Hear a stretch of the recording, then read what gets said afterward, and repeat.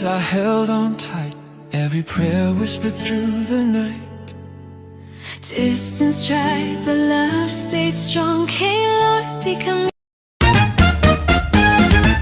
Yun, hello guys and welcome back again sa ating YouTube channel. Okay, the same place, the same time, and the same clothes. Ayan. So, doon na tayo sa may pag na-okay na lahat yung papel. Ayan. So, within 3 months yan guys, ay maayos natin yung ating mga papel o within hindi pa abutin ng 3 months. So, ang bilis lang. 1 month o 1 month and a half mako-confirm na ng Hong Kong authority na pwede na kayo ikasal. So, kung natanggap nyo na yung response na, okay, this is confirmed, and then you can book your tickets, you can book your hotel there, and you can arrange kung gusto nyo mag-hire ng mag-makeup sa inyo o mag-photographer. But I suggest, no need na guys. Make another celebration for your marriage. No need to make a big thing in this Hazel wedding. Kasi saglit lang yun napakabilis lang. So, pwede kayong magawa another celebration na kinasal kayo. Hindi lang sa ganito lang na time kasi napakadali lang. So, parang tapos na. Ayan. So, ano ba yung gagawin nyo kung na-confirm na? So, mag-book na kayo ng ticket, mag-book na kayo ng hotel, magbili na kayo ng damit. Ayan. Simple lang. Depende sa inyo. Nasa sa inyo yan. And then, ang nasabi ko doon sa iba kong video na 2 days before and 2 days after, dapat nandun na tayo sa Hong Kong. Yan, kasi within 2 days, bago tayo ikakasal, magre-report pa tayo sa Hong Kong registry. Yan, may ano naman dyan Sa email guys, naka-indicate na doon kung saan kayo pupunta. Saan kayo pupunta na registrar or registry. Ayan, kasi i-double check nila yung ating papel ulit. Yun yung original na guys, okay? So, dala-dala natin yung original natin kasi sinend na natin yung Xerox or kung original man yung pinadala nyo. So, kailangan meron kayong kopya ng pinadala nyo lahat na papel noon via DHL o kung sino man nagdala doon. Kung paano nyo pinadala doon. So, dalhin nyo yung original and then ipapakita nyo yan guys. And then magbibigay sila ng ganitong papel sa inyo na check nila, double check nila ulit yung mga original natin na kopya and then magbibigay sila ng appointment for marriage. Kung baga guys, pagkaintindi ko ay parang kinasal na kayo nito.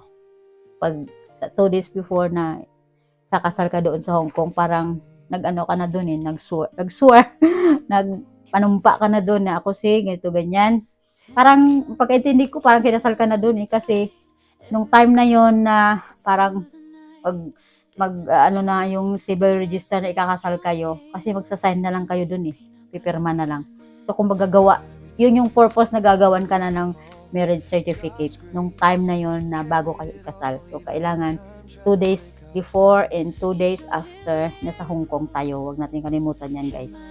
Kasi sine-check ng maigi ng Hong Kong authority kung tama yung pangalan, spelling, date. Ayan, so napaka nila, busisi. Di katulad sa Pilipinas. Sorry lang. Na kahit sinulat mo na ng tama, iibahin pa nila. Wow. Ayan, so napaka sila doon, strict. And napaka sabihin kong perfect kasi kung ano yung nilagay mo doon at ano yung kinoreksyonan mo doon ay gagawin talaga nila at papakita nila sa inyo kung tama ba to yung gusto mong ganito. Or kung ay dito, ay ba talaga to? Kumbaga, i-confirm talaga nila sa inyo yung tamang spelling. So, kailangan andun tayo kasi doon sila gagawa ng ating marriage certificate na gagamitin sa actual na wedding natin. So, ayun, kailangan natin doon magsumpa na tama yung ating dineclare doon na annulled tayo or divorce tayo. Na ako si ganito, ikaw si ganito. So, magsumpa tayo doon. So, parang wedding na yon kasi magsasabi sila, congratulations! Gagana na sila sa inyo. So, napaka parang usual o napaka basic lang ba na feeling na, parang kinasal na ba ako na ganito kasi pinapasumpa ka na. So, yun, sa actual na ceremony sa kasal na talaga kung saan kayong registry or registrar or civil registry. Kami kasi nasa ano kami, Cotton Tree Drive, yan. So, nalapit sa garden yan. So, doon kami kinasal. So, andun na yung ating marriage certificate. So, magsasign na lang tayo. Okay, so ano ba yung kailangan natin? So, magdala tayo ng ating pangbayad. Kasi doon tayo magbayad ng 700 something. 750 ba yung binayaran namin kasi ano yun eh, Thursday. Thursday yata yun ya, Thursday o Wednesday. Thursday. Yan, Thursday. And then, kinabukasan, hindi kinabukasan, right after ng, hindi, kasi nag-lunch pala kami doon. Next day, kasi may, di ba 2 days before, 2 days after. So, next day, pumunta kami ng High Court. Ayan. So, ang dalhin nyo guys, sa oras ng kasal, pag sinabing 10:30, so kailangan before 10:30 andun na kayo. So, 30 minutes before andun na kayo. And then, dala nyo yung passport and 2 witnesses. Yan. So, in my next video, sasabihin ko sa inyo at share ko sa inyo kung anong nangyari sa amin sa actual na kasal. So, it's funny and no one can describe or believe kung bakit nagkaganyan. Ayan. So, in my next video yan. So, dala kayo ng pambayad, 750. Kung Sunday or Saturday yon, dala kayo ng 1,000 kasi nearly 1,000 yung babayaran doon. And then, 2 witnesses. And then, passport nyo. Yan. Yun lang ang kailangan sa oras na ng kasal. And then, kung maaga yung inyong appointment, 9 o 9:30, so after ng kasal, kung gusto nyo mag-report agad sa High Court, you can go. Ayan. And another payment yan doon sa High Court, guys. So, magkano yun? 300 something. Kaliit lang, guys. Napakaliit lang ng gastos kung doon tayo ikakasal. Pero yun nga, kasi magta-travel tayo.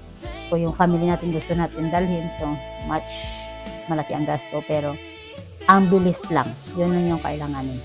So, yun lang guys ang ating video for today. At kung meron kayong itatanong, since parang nagugulan ako, naintindihan nyo ba? So, kung meron kayong itatanong, comment below.